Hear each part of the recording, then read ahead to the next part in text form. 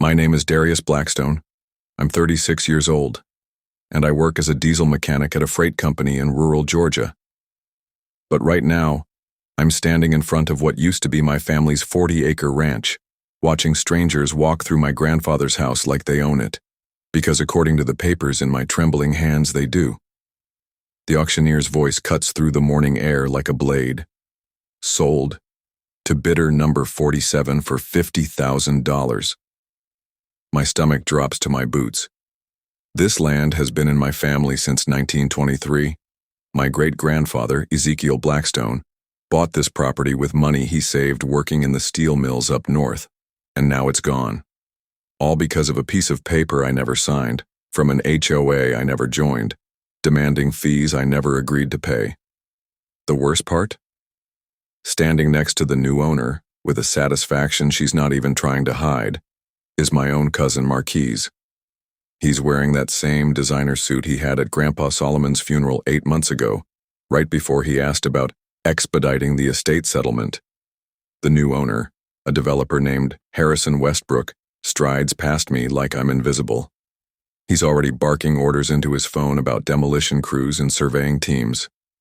"D-man, I tried to help you," Marquise says, approaching with his hands in his pockets. His cologne is so strong it makes my eyes water. "You should have just paid the HOA fees. $15,000 in back dues. That's pocket change for maintaining property values."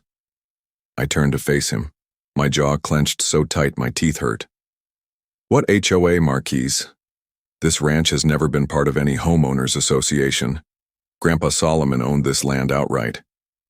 He adjusts his gold watch, a gesture I've seen him do 1,000 times when he's about to lie. "Come on, cuz. When Crimson Oaks went up 4 years ago, they annexed all adjacent properties. It's all legal. My attorney verified everything." Crimson Oaks, the gated community, where Marquise moved after his tech startup got bought out. The place with the golf course and the security guards who look at me sideways when I drive through. I never got any notices, never signed anything. This is fraud. My voice echoes off the barn where I learned to ride horses, where Grandpa taught me to fix engines, where 4 generations of Blackstone men learned what hard work really meant. "Maybe you should have been more responsible with the mail," Marquise shrugs. "The HOA sent certified letters to this address. When nobody responded, they followed protocol. LIEN, foreclosure, auction. Simple as that. But I remember those months. Grandpa Solomon fighting lung disease, me driving back and forth from Atlanta every other day, sleeping in hospital waiting rooms, managing his treatments. Yeah, mail piled up. I was trying to keep him breathing, not reading every envelope that landed in the box. And somehow Marquise knew exactly when I'd be too distracted to notice. "You orchestrated this," I say, the pieces clicking together. "You knew I was at the hospital with Grandpa. You knew exactly when to have your HOA buddies send those notices." For just a moment, his smooth facade cracks. There's triumph in his eyes before he schools his expression. "That's a dangerous accusation, cousin. I'm just a concerned family member who tried to save it." I turn away, pulling out my phone. "This ain't over." "Actually, it is," he calls after me. "Sales final, but hey, if you need work, Crimson Oaks is always looking for maintenance staff. I could put in a word." I keep walking, his chuckle following me like a shadow. My truck, Grandpa's old Chevy that I'd restored with him, is parked at the property line. As I climb in, my phone buzzes. It's my boy Rashid, the paralegal who'd been helping me understand all this legal mess. "D, don't move. I found something. Something that changes everything." My hand pauses on the gear shift. "Talk to me." "The kind of something that could flip this whole situation. But we gotta move quick. Can you get to the courthouse in an hour?" I look back at my family's legacy one more time. Marquise is glad-handing with the developer, probably already calculating his cut. He has no idea what's about to hit him. "I'll be there in 30. As I drive away, leaving everything my family built in the dust, I make a vow. They took my land. They took my grandfather's dream. They took a century of my family's sweat and sacrifice. But Marquise forgot one thing about the Blackstone family. We've been fighting for what's ours since my great-grandfather stepped off that train from Mississippi, and we don't lose. The road stretches ahead as I race toward town, Rashid's words playing on repeat. Something that changes everything. For the first time since I found that foreclosure notice, I feel something other than rage and loss. I feel ready. And that's when I know they may have won round one, but I'm about to show them what happens when you corner a Blackstone. 8 months earlier, I was sitting beside Grandpa Solomon's hospital bed, watching the monitors track each labored breath. The room smelled like industrial disinfectant, mixed with the Old Spice cologne I dabbed on his pillow. He said it helped him remember who he was. At 91, he'd outlived most of his friends, survived Jim Crow, built a business, and raised a family. But the lung disease was winning. "Darius," he wheezed, motioning me closer with a trembling hand. "Come here, son." I leaned in, trying not to show how much it hurt seeing him like this. The man who taught me to break horses and rebuild engines could barely lift his head. "The ranch," he continued, each word a struggle. "It's yours, all of it. The deed, in my safe. Combination is..."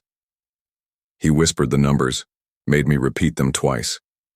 "Don't let them vultures take it. You hear me?"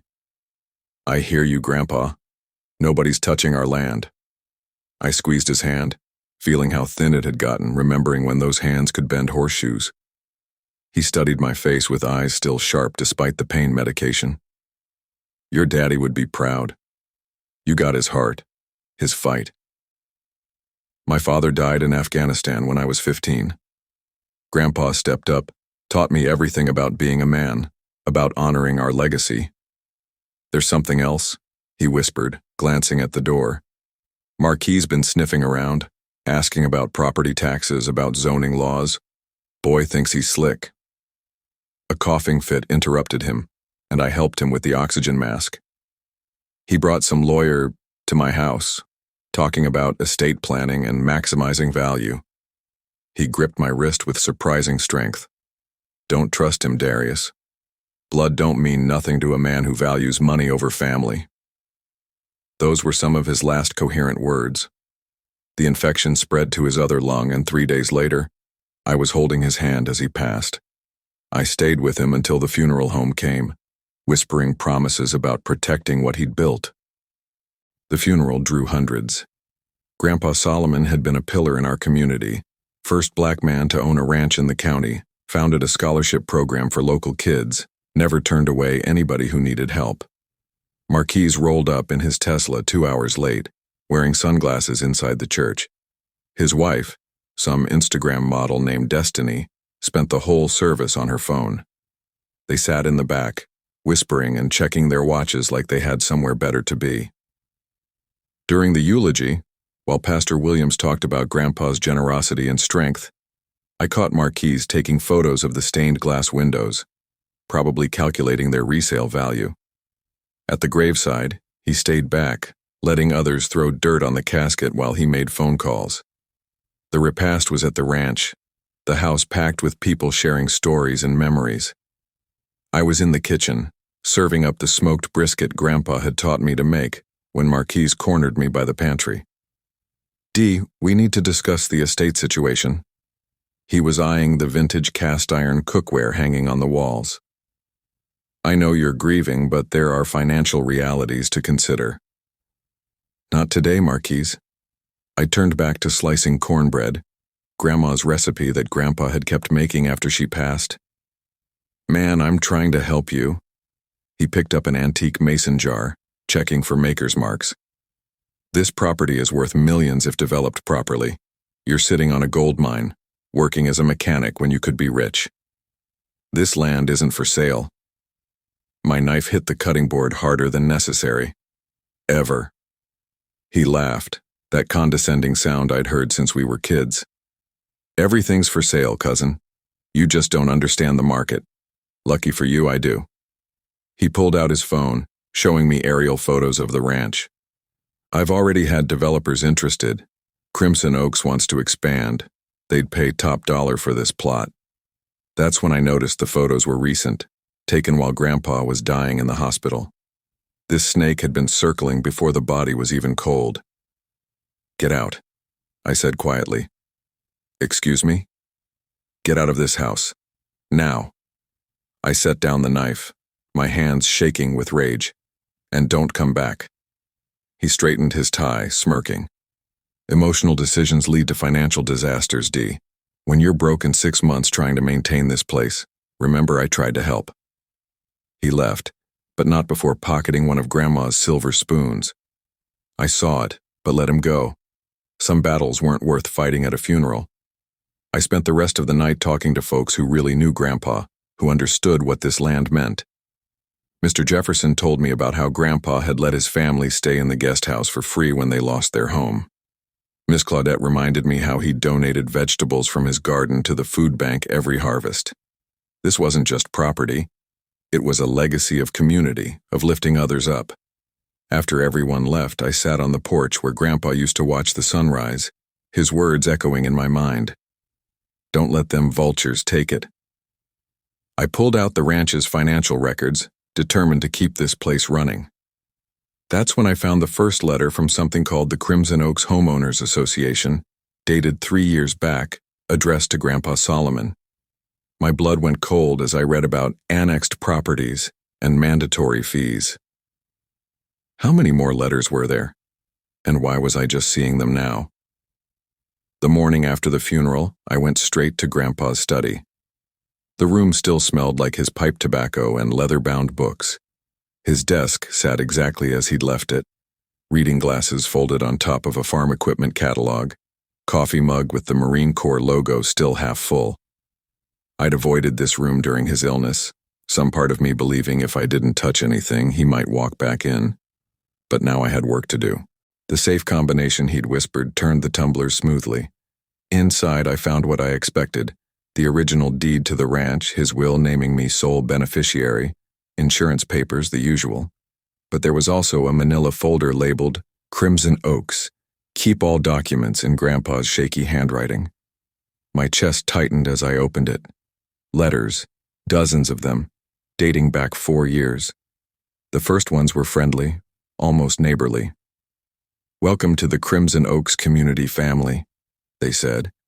"As adjacent property owners, you're automatically enrolled in our HOA to ensure property values and community standards." Then they got progressively more threatening. Demands for quarterly dues, late fees, penalties, certified mail receipts, all signed by someone named M. Blackstone. My hands trembled as I recognized the signature. Marquise. He'd been signing for Grandpa's mail. A sticky note in Grandpa's writing was attached to one letter. "Marquise says he's handling this, says it's a scam. Trust family." My grandfather, sharp as a blade about everything else, had one weakness. He believed family meant something, even when that family was a snake in designer clothes. I spread the papers across the desk, creating a timeline. 4 years ago, Crimson Oaks development completed. 3 years ago, first HOA letter arrives. 2 years ago, Grandpa gets sick, and I start spending more time at hospitals than home. 1 year ago, the letters turned threatening, mentioning liens and legal action. 6 months ago, a lien is officially placed on the property.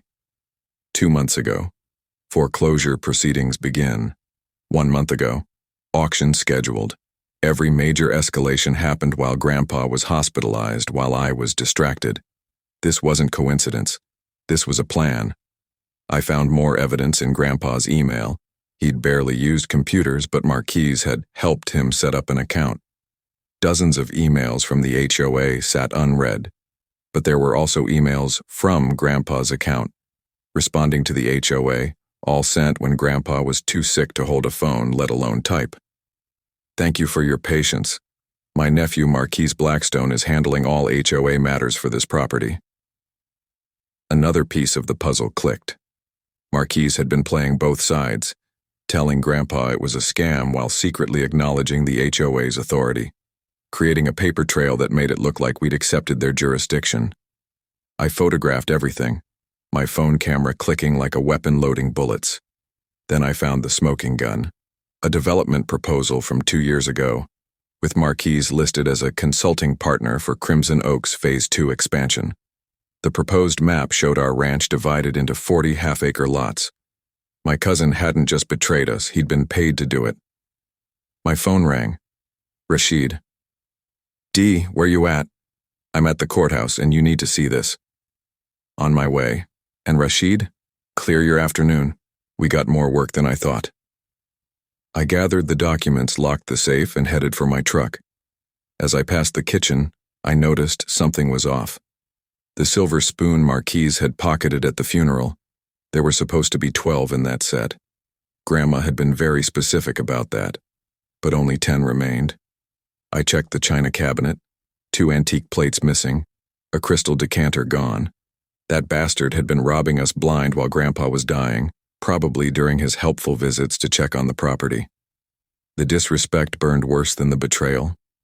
Outside, the ranch stretched before me in the morning light. 40 acres of prime land, the barn Grandpa and I had rebuilt together, the creek where he'd taught me to fish, the field where we'd grown everything from corn to soybeans. Marquise saw dollar signs. I saw generations of sweat, dreams, and determination. 20 minutes later, I was sitting across from Rashid in a courthouse conference room. He'd already pulled property records going back decades. "All right, check this out," he said, sliding papers across to me. Crimson Oaks HOA was incorporated 4 years ago, like they said. But here's the thing. In Georgia, HOAs can't just annex existing properties without owner consent. Period. So all those letters about automatic enrollment? Straight garbage, legally speaking. He pulled up another document on his laptop. But here's where it gets interesting. If they can prove you acknowledge their authority, paid dues, responded to correspondence, participated in votes, then they might have a case for implied consent. I showed him what I'd found at the ranch. His eyes widened with each piece of evidence. "D, this is conspiracy to commit fraud. Your cousin forged responses, created a false paper trail. This isn't just civil, this is criminal. Can we stop the sale?" That's all I cared about, getting my land back. The auction happened under false pretenses. We can file an emergency injunction, but we need to move fast. Once they start development. He was interrupted by his phone buzzing. His face went pale as he read the text. "What?" I asked. "My contact at the planning office. Demolition permits were just filed for your address. They're scheduling crews for tomorrow morning." Tomorrow. They were going to tear down my grandfather's house tomorrow. "What do we do?" Rashid cracked his knuckles, a sign he was ready for war. "We file papers today. Emergency injunction, fraud charges, the works. But D..." He met my eyes. "You got a backup plan if the courts don't move fast enough?" I thought about Grandpa's tools in the barn, the tractor I'd rebuilt, the house where 4 generations of Blackstones had been born. "Yeah," I said, "I got a plan." As we prepared the legal documents, my phone buzzed. A text from an unknown number, but I recognized the writing style immediately. Marquise. "Heard you were at the courthouse. Don't embarrass yourself, cousin. Take the L and move on. This is bigger than you understand." I texted back, "See you tomorrow at sunrise. Bring your demolition crew. Let's see who embarrasses who." I arrived at the ranch at 4 a.m., 3 hours before the demolition crew was scheduled. The morning was still dark, stars fading as the horizon started to lighten. I wasn't alone. Word had spread through the community about what was happening. Mr. Jefferson was there with his sons. Miss Claudette brought her entire church prayer group. My mechanic buddies from work showed up with their trucks. Even old Mr. Chen from the feed store came, saying Grandpa had helped his family when they first immigrated. By sunrise, we had 40 people standing between the house and the access road. Rashid was there too, a stack of legal papers in his hand, and the district judge's phone number ready to dial.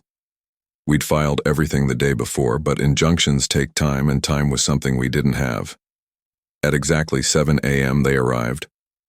A convoy of trucks bearing the Crimson Oaks logo, followed by excavators on flatbeds. Leading them in his Tesla was Marquise, wearing a hard hat that had never seen a day's work. He stepped out, surveying our human wall with amusement. "Morning, family," he called out, his voice dripping with false cheer. "Y'all having a block party?" "This is private property," I stepped forward, "and you're trespassing." He laughed, pulling out his phone to record. "Actually, this is Crimson Oak's property now, legally purchased at public auction. You're the ones trespassing." He gestured to the demolition crew. "Gentlemen, please proceed with the job you were hired to do."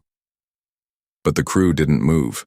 The lead operator, a brother named Marcus, looked between us and Marquise. "This don't feel right, boss. These are local folks." "You're paid to demolish, not think," Marquise snapped. "Do your job or find another one." That's when Miss Claudette stepped forward. "Marcus, honey, isn't your mama Shirley Williams? I taught her in 3rd grade. She raised you better than this." Marcus shifted uncomfortably. 2 more operators climbed down from their machines. The situation was unraveling for Marquise, and I could see panic creeping into his eyes. "Fine," he snarled, pulling out his phone. "Sheriff's Department? I need deputies at 1847 Old Mill Road. We have trespassers preventing lawful demolition." We waited. The sun climbed higher, beating down on our gathering. Marquise paced, making more calls, his voice getting sharper with each one. The demolition crew sat in their trucks, some accepting water bottles from our people. Finally, 3 sheriff's cruisers arrived. Deputy Morrison, who'd gone to high school with me, stepped out first. He looked at the scene, the community standing firm, Marquise practically vibrating with rage, the idle demolition equipment. "What's the situation here?" Morrison asked. Marquise rushed forward. "These people are preventing lawful demolition of property purchased at auction. I need them removed immediately." Morrison looked at me. "This land was stolen through fraud," I said clearly. "We've filed injunctions. We're waiting on the judge's decision.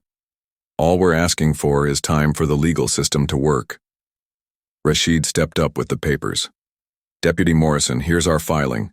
Emergency injunction for fraudulent foreclosure, along with criminal fraud charges against Marquise Blackstone." Morrison read through them, his eyebrows rising. "These are serious allegations." "Allegations!" Marquise exploded. "I don't care about allegations. I have a legal deed. Remove these people now." But Morrison was still reading. "Says here you forged documents, impersonated Solomon Blackstone, and conspired with the HOA to illegally foreclose on this property." "That's ridiculous. I was helping my grandfather with his correspondence." "While he was hospitalized?" I pulled out my phone, showing the timeline. "Every major document was signed while Grandpa was on a ventilator. You want to explain how a man who couldn't breathe without machines was answering HOA emails?" The crowd murmured. Even some of the demolition crew were shaking their heads. Marquise's carefully constructed image was cracking like old paint. That's when Harrison Westbrook arrived in his Range Rover.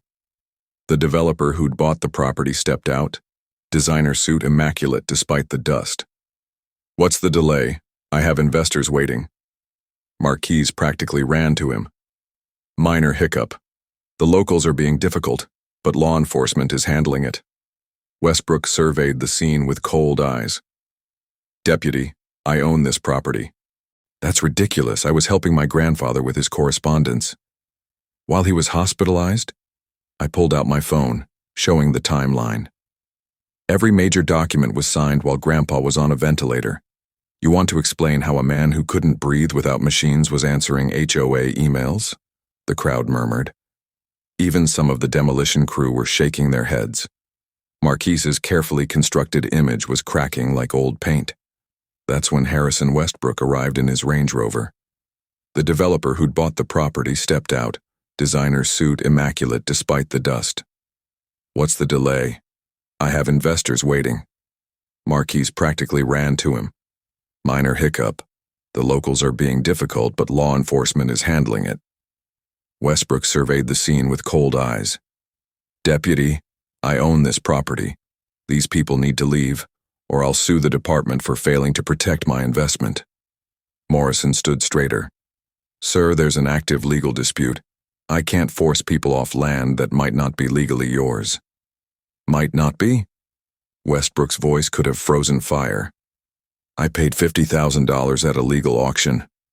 For land worth $2 million, Mr. Jefferson called out. You knew it was stolen and you didn't care. The crowd voiced their agreement. Westbrook's face darkened.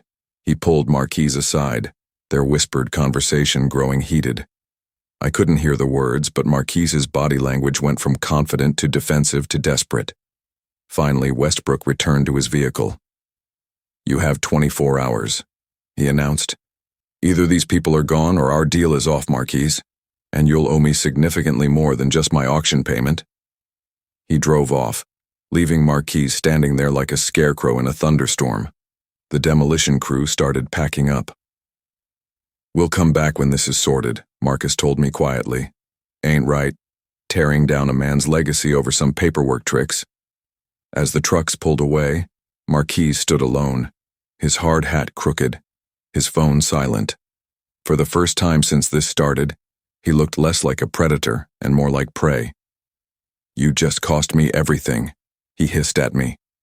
My reputation, my partnership, everything I've built. Everything you built? I stepped closer. You mean everything you stole? Everything you lied for? That empire? Rashid's phone rang. He answered, his face lighting up. Judge Martinez wants to see all parties in her chambers. 1 hour. He looked at Marquise. That includes you. Better call your lawyer.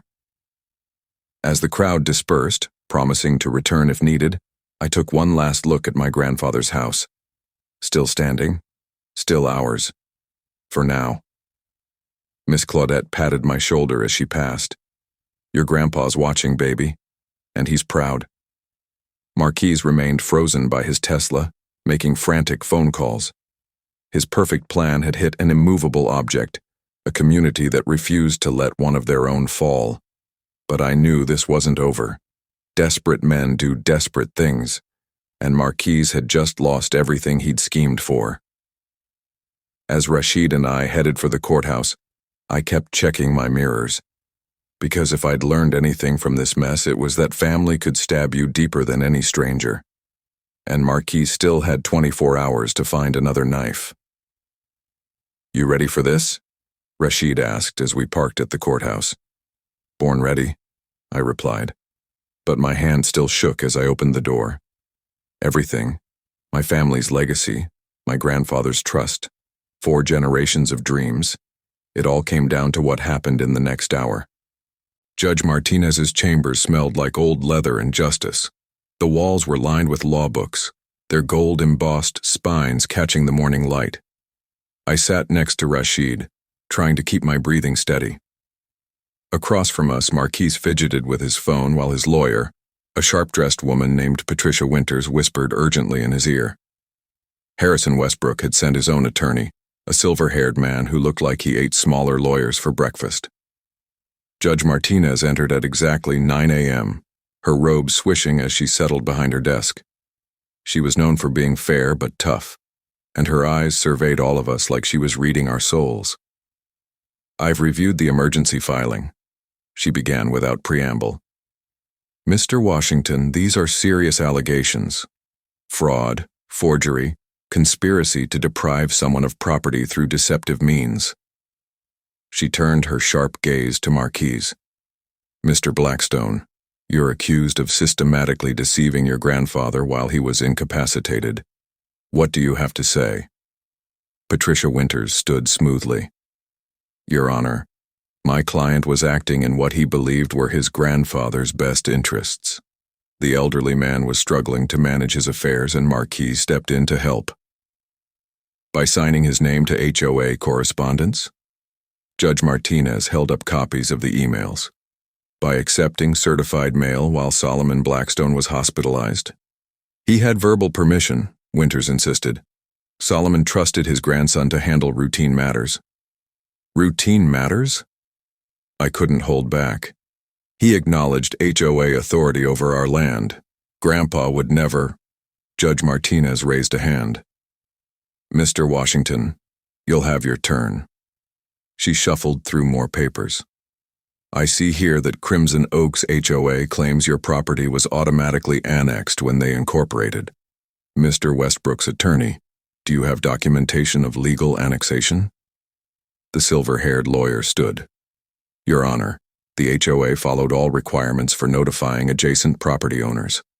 Whether they responded or not, they couldn't respond if they never received legitimate notice. Rashid interjected, sliding forward a stack of papers. Your Honor, we've obtained postal records.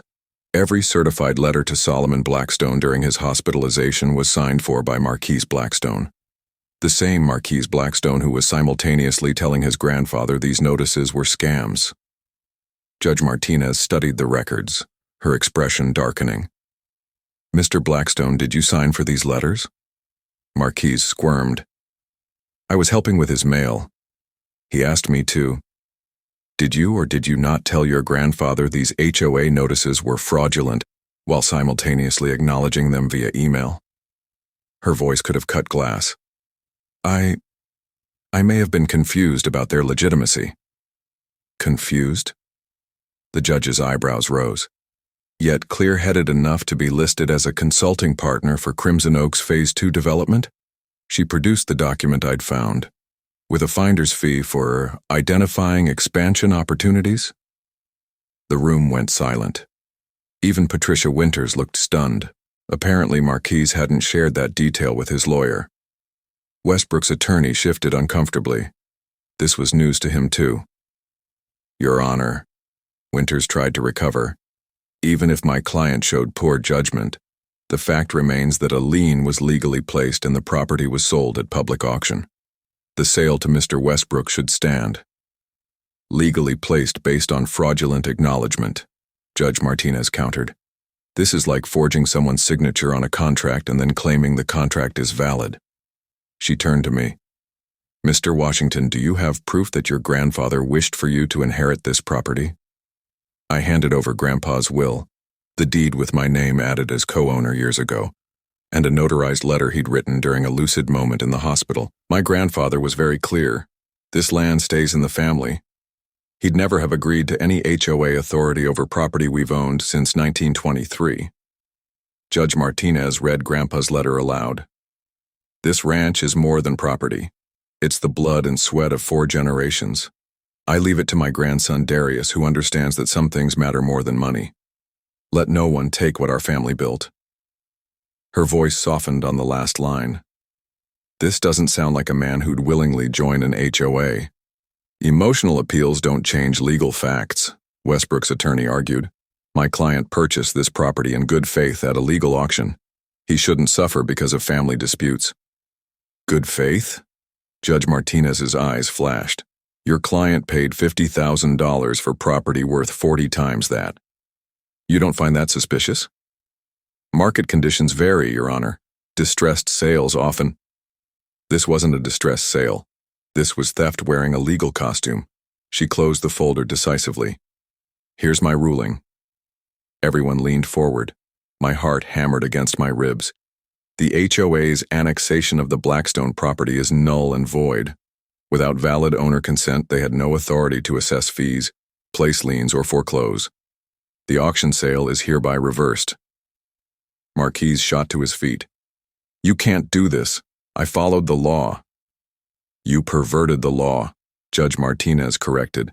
And Mr. Blackstone, the state attorney will be very interested in those forged signatures and fraudulent emails. I'm forwarding this entire file to the prosecutor's office. The blood drained from Marquise's face. Criminal charges meant more than losing money. It meant losing everything. As for you, Mr. Westbrook, the judge continued, you'll be refunded your auction payment. I suggest you conduct better due diligence on future purchases. Buying property at 2.5% of market value from a seller's own relative should have raised red flags. Westbrook's attorney gathered his papers stiffly. We'll be appealing this decision. That's your right, Judge Martinez nodded. But the property remains with Mr. Washington pending any appeal. And gentlemen, if I hear about any harassment, any accidental damage to the property, any mysterious fires or vandalism, I'll hold you personally responsible. Is that clear? Crystal clear. Westbrook left without a word, his attorney trailing behind. Marquise stood frozen, his lawyer tugging at his sleeve. "We need to go," Winters whispered. "We need to prepare for criminal charges." As they reached the door, Marquise turned back. "This isn't over, Dee. You think you won? You have no idea what you've started."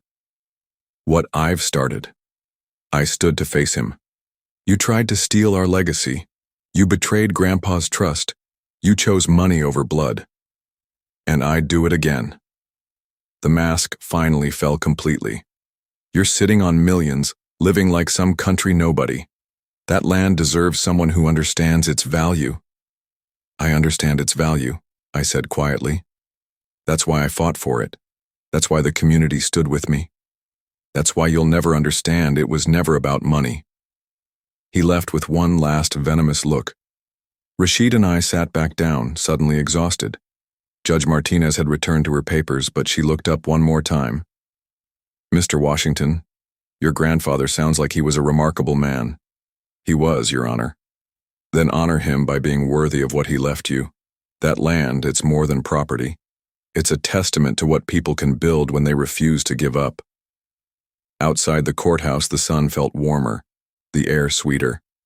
Rashid clapped my back. "We did it, Dee. We actually did it." But I knew this was just the first victory in what might be a longer war. Marquise was right about one thing. This wasn't over. Men like him and Westbrook didn't accept defeat easily. Still, for now, the ranch was safe. Grandpa Solomon's legacy lived on, and somewhere I hoped he was watching, finally at peace, knowing I'd kept my promise. The drive back to the ranch felt different this time. I wasn't racing against demolition crews or fighting for time. I was going home, really home, to land that no HOA could touch, that no cousin could steal, that no developer could destroy. 4 generations of Blackstones had held this ground. God willing, there'd be many more. The next morning I woke up in my grandfather's house for the first time in weeks without dread crushing my chest. The ranch was quiet, peaceful even. Birds sang in the oak trees and the sunrise painted the fields gold. But I knew the calm wouldn't last.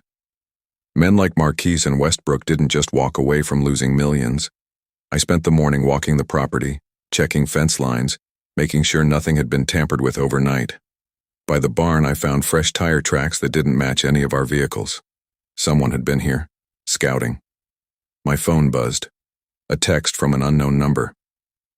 "You cost me everything. Hope that land is worth what's coming." Marquise, probably drunk and desperate. I screenshotted and forwarded it to Rashid, evidence for the restraining order we were filing. By noon, I had company. But this time it was welcome. Mr. Jefferson brought his tractor to help me bush hog the back 40. Miss Claudette arrived with a casserole and a crew of church ladies ready to deep clean the house. My co-workers from the shop showed up with tools to fix anything that needed repair. "Heard what you did," Marcus from the demolition crew said, arriving in his personal truck. "Took guts, standing up to developers like that. My daddy always said this land was special. Glad it's staying with the right people." He wasn't alone. Throughout the day, folks from the community stopped by. Some brought food, others offered labor, many just wanted to shake my hand. The ranch hadn't seen this much life since Grandpa's healthier days. But around 3 p.m. the mood shifted. A convoy of expensive cars pulled up to the gate. Lawyers, by the look of them. 3 different firms, all serving papers. Westbrook was suing for damages.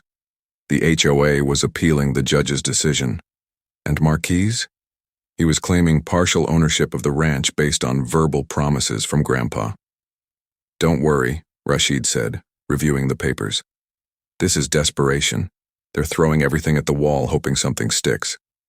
Still, each lawsuit meant legal fees, time in court, stress I didn't need while trying to get the ranch operational again.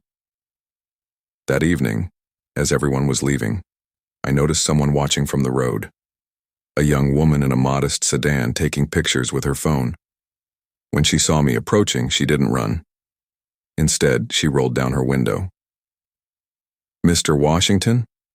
I'm Jasmine Torres from Channel 7 News. I've been following your story. Would you be willing to do an interview? I hesitated. Media attention could be a double-edged sword. What angle are you working? The truth, she said simply. HOAs forcing people off generational land. Developers targeting minority-owned properties. Your story is part of something bigger. I thought about all the other families who might be facing the same schemes. All right. But we do it here, on the land, so people can see what we're fighting for. She smiled. Tomorrow morning, we'll make it the lead story. After she left, I sat on the porch, watching the sun set over fields my great-great-grandfather had first plowed. My phone rang, a number I didn't recognize. Darius Washington? The voice was smooth, professional. This is Robert Chen from Chen Agricultural Holdings. I heard about your situation. I'd like to make you an offer. Here we go again. Not interested in selling. I'm not looking to buy. He surprised me. I want to lease. Your bottom 20 acres for organic farming. Fair market rate, you keep full ownership, and we handle all the maintenance. You'd make enough to cover any legal fees and then some. I sat up straighter. This could solve my immediate cash flow problems. Why would you do that? Your grandfather helped my father establish his first feed store. Consider it returning a favor. Plus, organic farming tax credits would benefit us both. Think about it. No pressure. He hung up, leaving me with more hope than I'd felt in months. Maybe there were still good people in the business world. As darkness fell, I did one last walk around the property. By the old oak where Grandpa had carved his initials, I found something that made my blood run cold. Fresh spray paint. Move or burn. I called the sheriff immediately, then Rashid, then installed motion sensor lights I'd been meaning to put up for years. The war wasn't over. It was escalating. But as I looked at the house my ancestors built, at the land they'd bled for, I felt their strength flowing through me. Marquise thought he could scare me off land my family had defended for a century. He had no idea who he was dealing with. That night I didn't sleep much. Every sound had me reaching for the baseball bat by my bed. But when dawn broke without incident, I realized something. They wanted me scared, wanted me to run. Instead, I made coffee in Grandma's percolator and watched the sunrise from Grandpa's chair. At 7 a.m. sharp, Jasmine Torres arrived with her camera crew. It was time to tell our story to the world. Time to show everyone what happens when communities stand together against greed. Time to make sure no other family went through what we'd endured. The interview went viral within hours. By noon, Save Blackston Ranch was trending. Donations poured in for legal fees. Lawyers volunteered their services. Other families shared similar stories. Marquise and Westbrook had awakened something bigger than they'd imagined, a movement. And at the center of it all stood our ranch, battered but unbroken, a symbol of resistance against those who would steal what generations had built. The land was ours. The fight continued. But for the first time since Grandpa's death, I believed we could win not just the battle but the war. 2 weeks after the interview aired, Marquise's life began falling apart in ways I couldn't have imagined. The state attorney's office had opened a formal investigation into fraud and forgery charges. His tech company's board voted him out after sponsors threatened to pull funding. His wife Destiny left him, taking half of everything in a very public divorce. But cornered animals are the most dangerous, and Marquise had nothing left to lose. I learned this the hard way when I woke at 3 a.m. to the smell of smoke. The old equipment shed at the edge of the property was ablaze, flames licking at the night sky. I called 911 while running toward it with a hose, knowing it was probably too late. The fire department arrived quickly, but the shed was gone, along with Grandpa's vintage tractor and tools he'd collected over 50 years. The fire chief found accelerant residue. Arson, without question. But proving who did it would be another matter. Security cameras I'd installed after the spray paint incident had mysteriously malfunctioned that night. Convenient. This is escalating, Deputy Morrison said, surveying the damage in the morning light. You might want to consider staying somewhere else for a while. This is my home, I said firmly. I'm not running. But I did accept help. My mechanic buddies organized a rotation, someone staying at the ranch with me each night. Mr. Jefferson's sons installed more cameras, better ones, hidden where vandals wouldn't find them. The community rallied again, donating tools to replace what was lost. Then Jasmine Torres called with unexpected news. Darius, I've been investigating Westbrook and the Crimson Oaks development. You need to see what I found. We met at a diner in town, where she spread documents across the table. Crimson Oaks isn't just one development. It's part of a larger pattern. Westbrook's company has done this in 6 other counties, targeting Black and Latino-owned generational properties, using HOA laws to force sales. How many families? I asked, though I dreaded the answer. At least 30 that I've documented. Most sold for pennies on the dollar rather than fight. You're the first to win in court. She showed me photos of other properties, now covered in McMansions and strip malls. There's more. Guess who's been getting finder's fees for identifying opportunities in all these counties? My stomach turned. Marquise.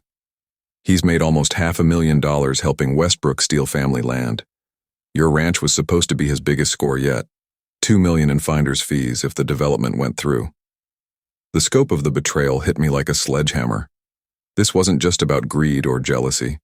Marquise had built a career on destroying families like ours. We're running a special report tomorrow, Jasmine continued. Full exposé. Other families are coming forward. Someone needed to stand up first, and you did that. Now they're finding their courage too.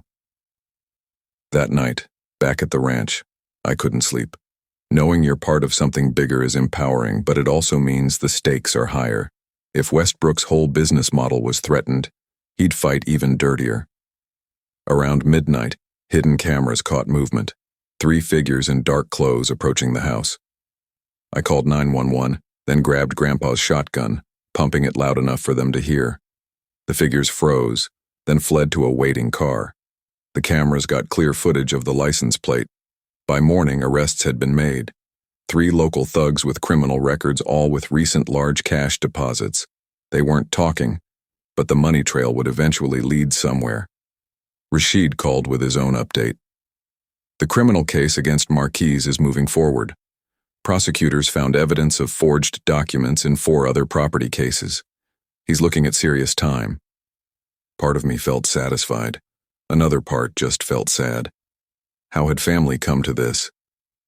That afternoon, I had an unexpected visitor. Harrison Westbrook himself, alone, standing at my gate in a suit that cost more than most people's cars. Mr. Washington, he called out. I'd like to talk. Peacefully. I met him at the gate, keeping it locked between us. Up close, he looked older, tired. The exposé hadn't aired yet, but he knew it was coming. What do you want, Westbrook? To make a deal, he said simply. This conflict is costing us both.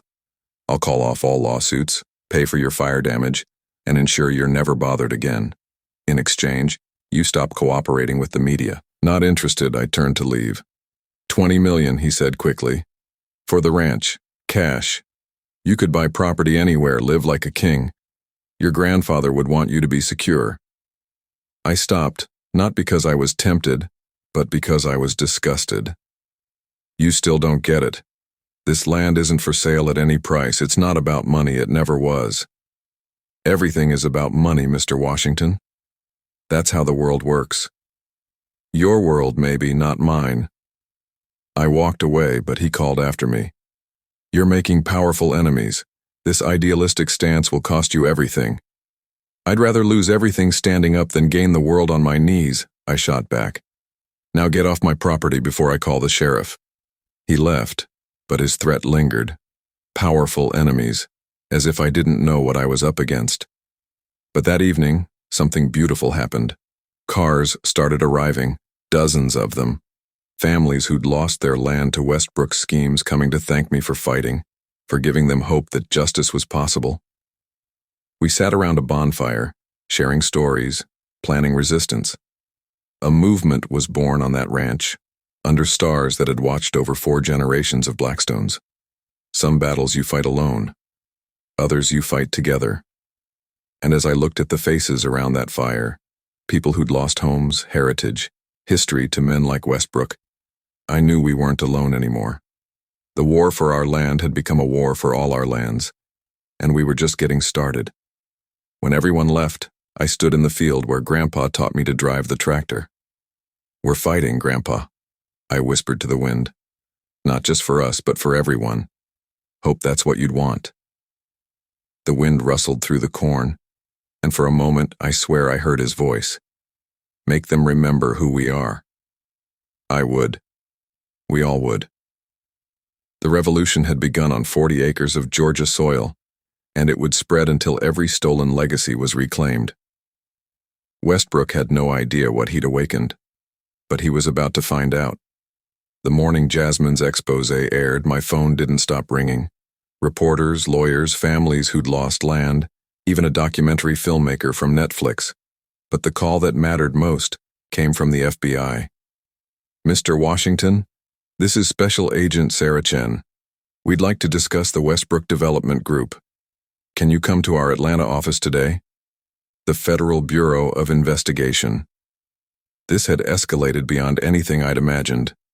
Rashid drove with me, both of us silent during the 2-hour trip, understanding that we'd crossed into deeper waters. The FBI office was all glass and steel, a world away from our rural county.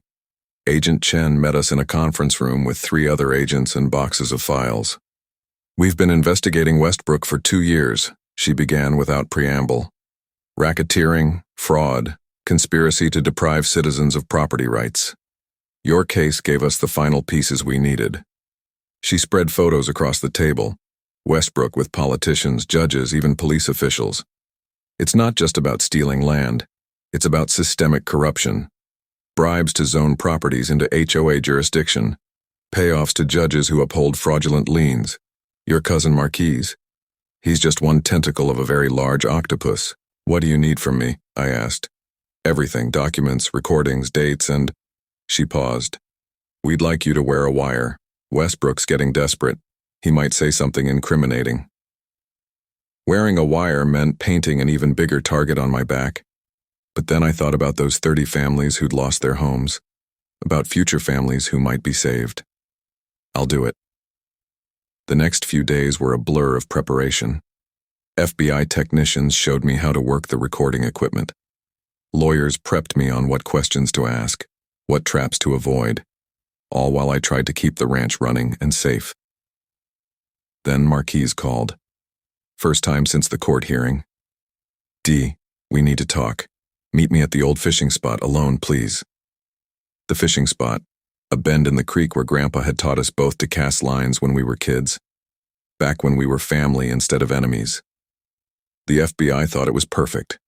Public enough to be safe, private enough for Marquise to speak freely. They'd have agents nearby, recording everything.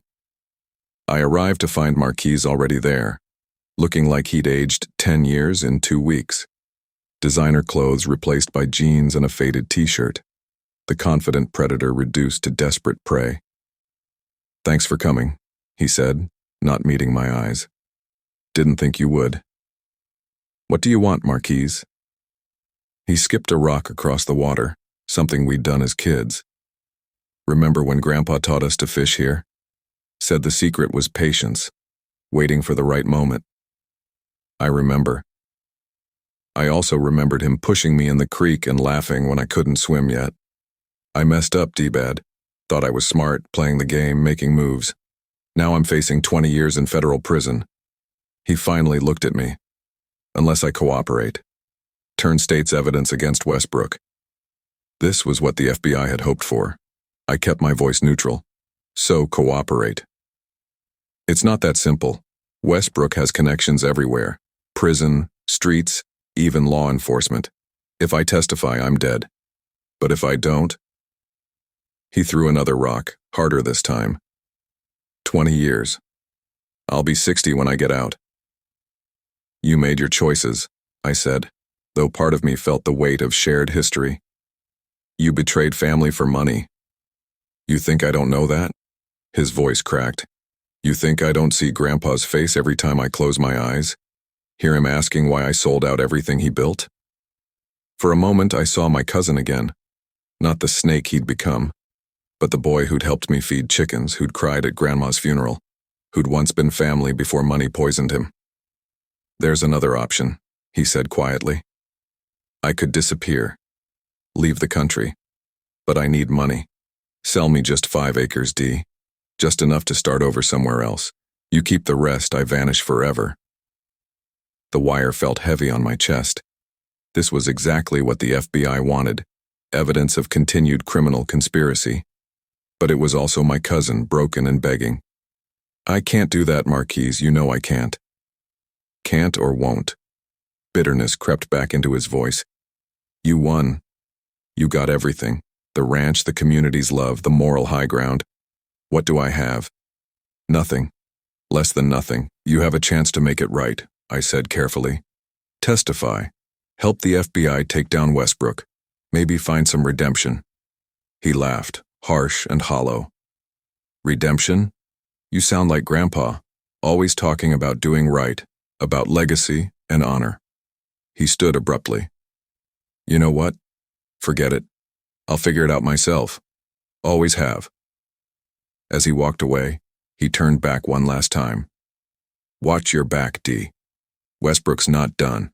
And when cornered animals can't run anymore, they attack. He's planning something big. Consider that my last family favor. After he left, I sat by the creek, processing what just happened. The FBI would analyze every word, but I kept thinking about the boy who'd been like a brother once. How did we get here? Agent Chen called an hour later. Good work. He confirmed ongoing conspiracy, admitted to crimes, showed consciousness of guilt. With this and what we already have, we can move on Westbrook within the week. What about Marquise? I asked. We'll arrest him tomorrow, for his own safety as much as anything. Protective custody if he cooperates. Part of me felt relief. Part felt like I'd just signed my cousin's death warrant. That night, I couldn't shake the feeling that something was coming. Marquise's warning echoed. He's planning something big. I double-checked all the locks, made sure cameras were running, kept Grandpa's shotgun close. At 2 a.m., motion sensors went off. Not at the house, at the barn. I called 911, then crept outside, staying in shadows. The barn doors were open, voices inside. Not vandals this time. Men in suits, photographing everything, taking measurements. Structural assessment complete, one said into a phone. Demolition would take 2 days max once we have access. They were already planning for after they won. So confident the land would be theirs. I stayed hidden until they left, then called Agent Chen. They're not giving up, I told her. Even with everything exposed, they're still planning to take the ranch. Not for much longer, she assured me. Operation rolls out tomorrow. Simultaneous arrests in 6 states. Westbrook's empire ends tomorrow. Tomorrow couldn't come fast enough. But as dawn broke over the ranch, I wondered if we'd all survive to see it. The final battle was coming, and desperate men with nothing to lose were capable of anything. I spent the morning preparing, backing up all documents, securing valuables, making sure I had escape routes if needed. This land had survived 4 generations of struggles. It would survive this too. It had to. At 6 a.m. sharp, the FBI moved. I watched on the news as agents raided Westbrook's offices, his homes, even the Crimson Oaks HOA headquarters. Helicopters circled overhead, media trucks lined up like carnival wagons. The empire was crumbling on live television. My phone buzzed with updates from Agent Chen. Westbrook arrested, multiple associates in custody. We got them, Darius. But something felt wrong. It was too quiet at the ranch. No threatening calls, no mysterious cars, nothing. The calm before the storm. Then I noticed the smoke. Not from my property, but from the direction of town. Black, thick smoke that didn't look like a house fire. I turned on the local news and my blood froze.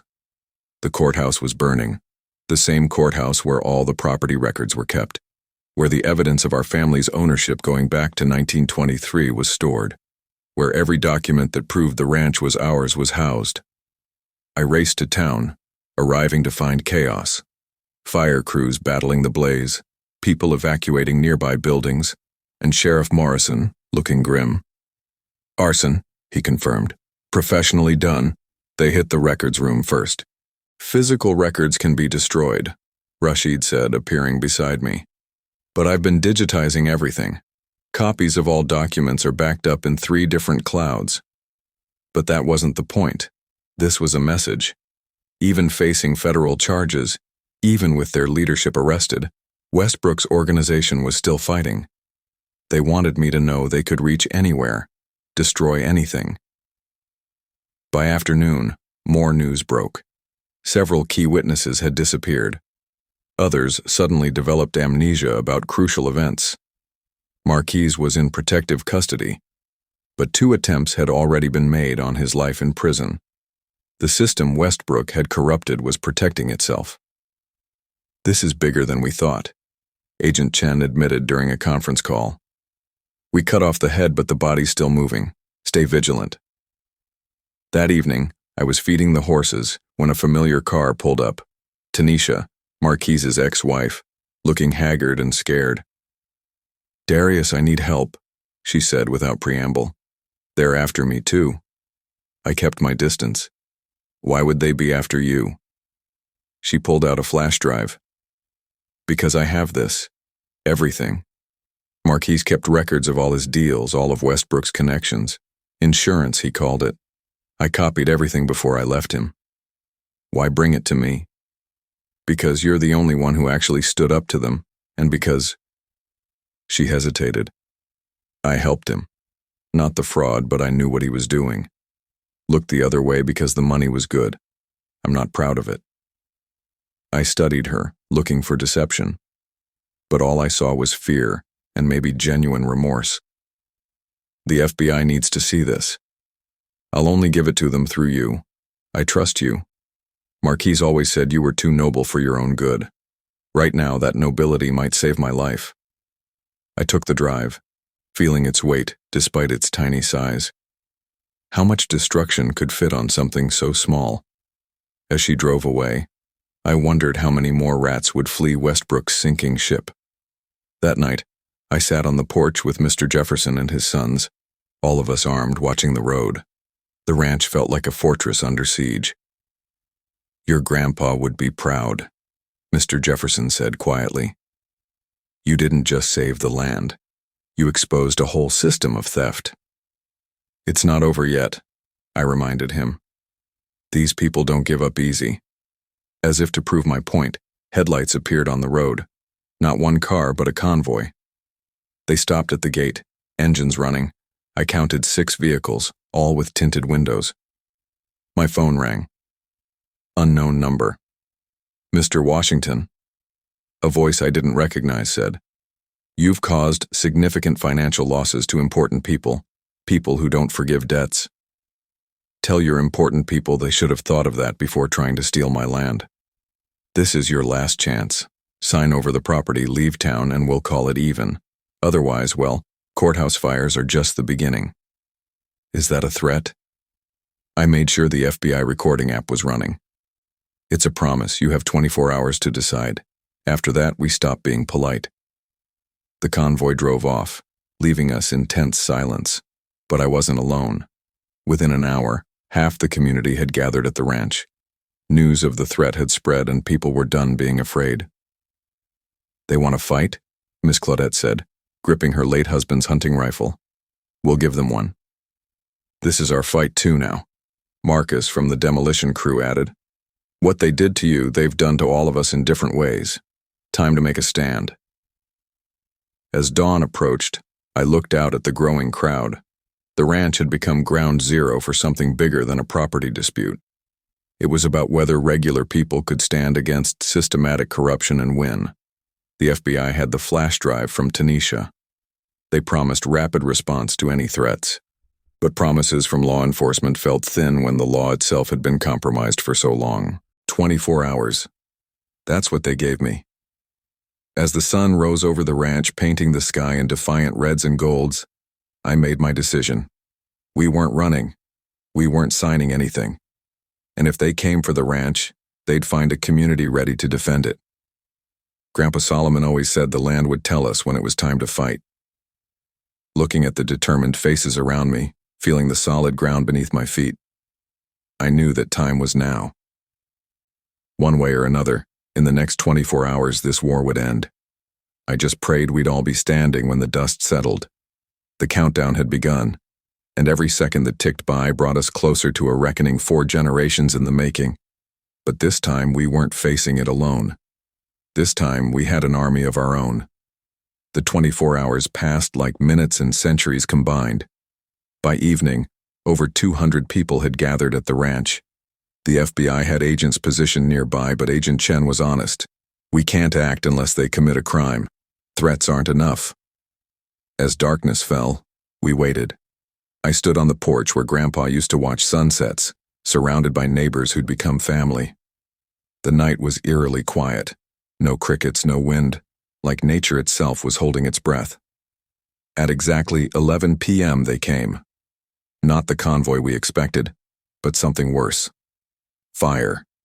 The southern wheat field suddenly erupted in flames, then the eastern pasture. They were trying to burn us out, destroy the land itself if they couldn't own it. Fire department's on the way, someone shouted, but we couldn't wait. Everyone grabbed whatever they could, hoses, buckets, shovels.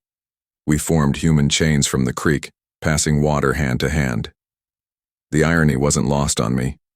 They'd used legal tricks to try stealing the land. Now they were using the oldest weapon of all. As we fought the flames, vehicles appeared on all sides of the property. Men emerged, not hiding anymore, carrying gas cans and worse. But they'd underestimated us. The community didn't run. Instead, they formed a line between the attackers and the house. "This is private property," I shouted. "You're trespassing." A man stepped forward, removing his ski mask. I recognized him from newspaper photos. Vincent Cordell, Westbrook's head of security. The muscle behind the empire. "Last chance, Washington. Sign the papers or we burn it all." "You'll have to go through us," Mr. Jefferson said, stepping beside me. "All of us," Miss Claudette added. "This land stays with the Blackstones," Marcus declared. The crowd echoed agreement, their solidarity a wall Cordell hadn't expected. He hesitated, calculating odds. That's when we heard the sirens, not just fire trucks, but FBI vehicles streaming in from all directions. Helicopters appearing overhead with spotlights that turned night into day. "Vincent Cordell, FBI, you're under arrest." Agent Chen's voice boomed through a megaphone. "Everyone drop your weapons and get on the ground." Some ran. Others surrendered. Cordell tried to escape but didn't make it 10 feet before being tackled. As agents rounded up the attackers, firefighters battled the blazes. The community kept our bucket brigades going, saving the house and barn through sheer determination. By dawn, the fires were out. The attack had failed. And most importantly, the FBI had what they needed: caught in the act, conspiracy to commit arson, attempted destruction of property, witness intimidation. The case against Westbrook's organization was now ironclad. I stood in the charred field, exhaustion hitting me like a truck. The land was damaged but not destroyed. It would heal, regrow, come back stronger. Just like we had. Agent Chen approached, covered in soot from helping fight the fires. "It's over, Darius. With tonight's evidence and what Marquise's ex provided, we have enough to put them all away for decades." "What about Marquise?" I asked. "He's agreed to full cooperation. With time served and his testimony, he might be out in 5 years. He asked me to give you this." She handed me a letter. I recognized Marquise's handwriting immediately. "D," it read, "I know sorry doesn't fix anything. I chose money over family and lost both. Grandpa would be ashamed. But you honored him, honored all of us, even me when I didn't deserve it. The ranch is yours, always was. I'm signing away any claim, real or imagined. Maybe someday you can forgive me. Maybe someday I'll forgive myself. Take care of our land. M." I folded the letter carefully, feeling the weight of complicated history. Forgiveness would take time, but maybe redemption was possible for everyone. As the sun rose higher, the community began to disperse. Hugs were exchanged, tears shed, promises made to help repair the damage. This wasn't just my victory. It belonged to all of us. Rashid found me sitting on the porch steps. "So what now?" he asked. "Now?" I looked out over the scarred but surviving land. "Now we rebuild. We plant new crops in those burned fields. We make the ranch what Grandpa always envisioned, a place that feeds the community, that provides opportunity, that stands for something more than profit." "The Blackstone Agricultural Collective?" he suggested with a smile. "I like it. A cooperative where families can farm, learn, grow together, turn their weapon against them. Instead of HOAs stealing land, we create our own association to protect it." Over the following weeks, that's exactly what we did. The story had gone national, inspiring similar movements across the country. Families who'd lost land to predatory development started fighting back. Laws were proposed to protect generational property from HOA annexation. Westbrook got 40 years in federal prison. His empire was dismantled, assets liquidated to pay restitution to victims. Some families even got their land back.